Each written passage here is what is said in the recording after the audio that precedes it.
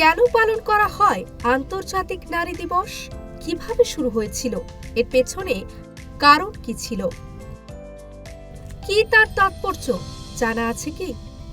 8ই March আন্তর্জাতিক নারী দিবস হিসেবে পালিত হয়ে থাকে।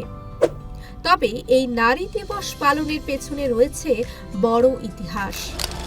1857 খ্রিস্টাব্দে মজুরি বৈষম্য, কাজের সময় নির্দিষ্ট করা, কর্মস্থলে অমানবিক পরিবেশের বিরুদ্ধে প্রতিবাদ জানিয়ে নিউ ইয়র্কের রাস্তায় নেমেছিলেন সুতো তৈরির কারখানার নারী শ্রমিকরা।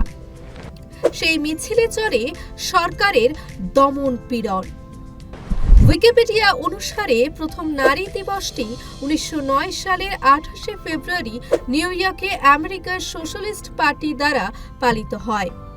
1910 সালে রাশিয়ান বিপ্লবের জনক ভ্লাদিমির লেনিন কোপেনহেগেনে সমাজতান্ত্রিক মহিলাদের আন্তর্জাতিক কাউন্সিলে ঘোষণা করেছিলেন যে 4 মার্চ আন্তর্জাতিক নারী দিবস হিসেবে পালিত হবে।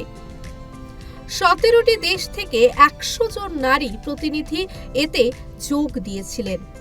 এই সম্মেলনেই প্রতি বছর 8ই মার্চকে আন্তর্জাতিক নারী দিবস হিসেবে পালন করার প্রস্তাব দেওয়া হয়। অতঃপর 1975 খ্রিস্টাব্দে 8ই মার্চকে আন্তর্জাতিক স্বীকৃতি প্রদান করা হয়।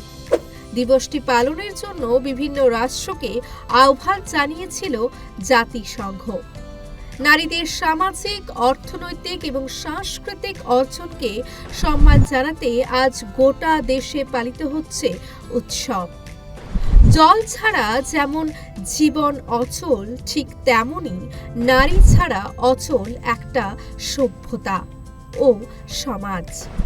তাই নারীদের সম্মান ও শ্রদ্ধা জানাতেই পালন করা হয় আন্তর্জাতিক নারী দিবস।